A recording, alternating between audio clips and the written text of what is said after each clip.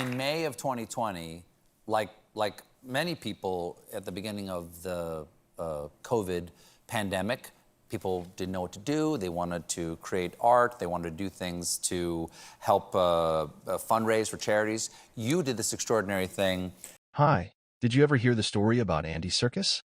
Andy Serkis was a dark lord of the Sith. He was so wise and powerful. Shit, that is the wrong story. Andy Serkis was a great believer in Christmas. Ever since he landed the gig of playing Gollum in the 2001 adaptation of the Lord of the Rings books. For some reason, as the years went on, nobody else seemed to be able to get the chance to do the motion capture for any movies from the year 2001 to the year 2019. Which, in May 2020, you read The Hobbit in one sitting. Andy landed all the major movies. Because apparently, only Andy Serkis can play a monkey on screen. This was not what Andy wanted to do. He always wanted to be a serious actor. On a live stream for charity. I heard clips of it. How long did that take you to do? It was, altogether, it was about 11 hours and five minutes. And how often would you stop? What started off as a bet between Peter Jackson and Orlando Bloom on set, Peter Jackson whispered to Orlando Bloom and said, with the money these are making, I bet I can get Andy Serkis blacklisted from acting in Hollywood. Orlando Bloom agreed to the bet and said okay. Well, we all know how it played out with Andy Serkis. This Christmas, however, was going to be a different sort of Christmas. This Christmas was going to be Andy's chance for revenge. 4 2-minute breaks throughout Over the whole... 11 hours. Yeah. So let the story commence. This is the tale of Andy Serkis in the Christmas fiasco. Andy, having played a monkey more times than he has played Call of Duty, decided to put pen to paper and plan out his revenge on Hollywood. The Marvel Universe was borderline in collapse. Andy says to the bosses at Sony, hey, I would not mind directing one of your next projects, maybe Venom 2. What do you reckon, Governor? Let me direct it, and I will have a 90% British cast in an American movie, because that is what you Americans like, isn't it, Governor? A Sprit's coming over there and taking all your jobs. You love it, don't ya? Come on. There was a pause. The chief of Sony said, yes, Andy, you can have the job of directing Venom 2.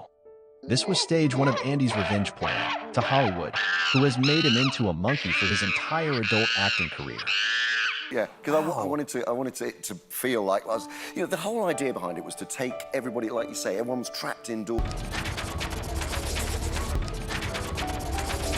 Nobody could go anywhere.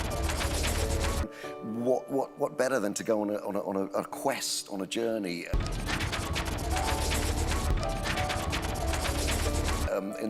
Inside your mind, and I thought if I could at least take kids off parents, who must have been going crazy at this point. Andy knew what he was doing, slowly sabotaging what the world had fallen in love with. Superheroes. Andy did not stop there. Sit them down. My whole thinking was if they could sit their kids down and listen for 11 hours, it would... He knew that he had to destroy both franchises and universes across all of the comics. So prior to the completion of Venom 2 Let There Be Carnage, Andy auditioned for the role of Alfred in the movie The Batman. Because why not try to destroy the DC comic book franchise as well as Marvel? Andy got the part, and we were all falling under his spell. Andy wanted 18 years of his life back. His arms hurt, his knee joints were failing him. All of the monkeying around in all of his different movies has taken its toll on his health. Hollywood must pay. So when The Batman was released finally in 2022, the world was exposed to a multiverse of Serkis wrecking worlds and dreams beyond belief. It all boils down to this. Matt Reeves, the director of The Dawn of the Planet of the Apes and War of the Planet of the Apes, which starred Woody Harrelson in the latter movie. Woody was an enemy of Andy.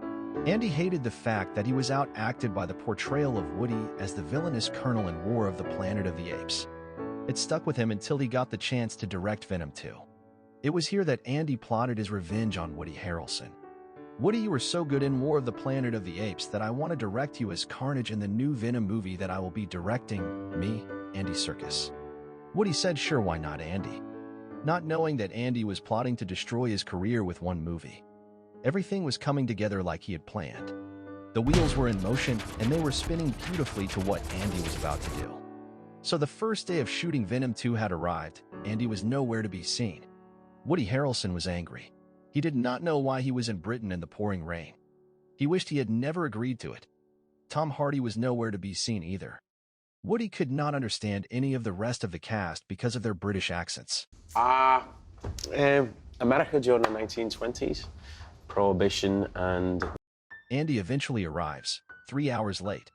He has a huge sack of bananas. Sorry, Governor, I was just getting my daily potassium. Have a bunch and let's start rolling for film. Woody was not pleased.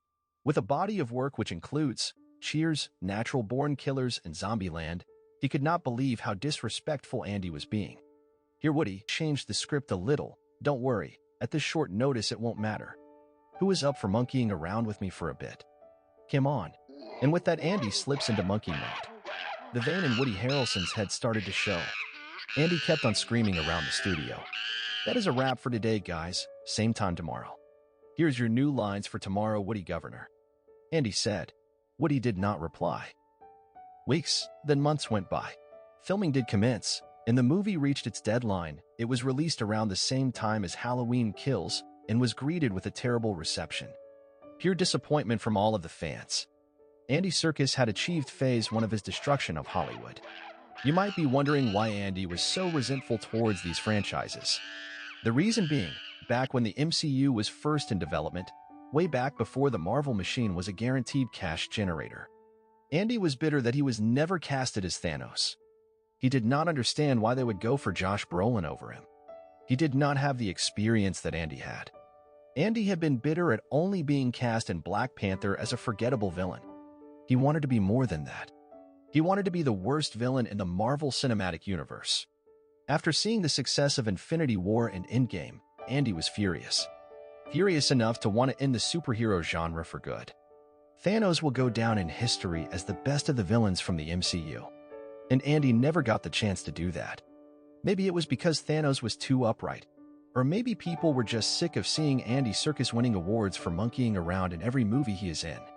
Not only that, Andy Serkis detests Disney and Marvel and Lucasfilm, because again, they lured Andy Serkis to play Lord Snoke in the Star Wars sequel trilogy. Again, this character was killed off. He was not the arching villain. It ended up being Emperor Palpatine again. So Andy had his time now to strike his revenge at all these people that had wronged him, starting way back with Peter Jackson, Orlando Bloom, Josh Brolin, Kathleen Kennedy, J.J. Abrams, Matt Reeves, and Woody Harrelson, for making him second fiddle always, for not knowing how much they destroyed his dreams. Some people might say that Andy Serkis was lucky to play all of those roles. That is like wanting to be a painter and decorator and ending up being an electrician. This was not the path of Andy. And all of them of the names listed before are going to pay. So despite the many faces of Andy Serkis being exposed, this was the one face that nobody had ever seen. This was his Christmas wish to Hollywood, the very stage that raised him to star status. But living the lie he never wanted. His revenge was complete. Marvel and DC Comics were destroyed. Andy disappeared into the shadows after Christmas, starring in whatever roles he could get. He tried many attempts at festive movies, knowing he would get royalties each time they were played.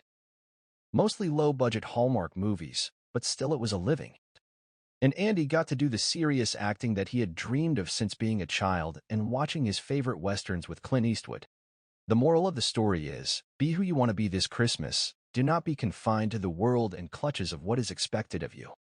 Do the unexpected, be like Andy. Explore revenge, make it a living, breathing part of you. Hurt the ones that hurt you, and enjoy your Christmas. That was the Andy Serkis Christmas fiasco. If you enjoyed this, then consider liking and subscribing, because apparently that means something.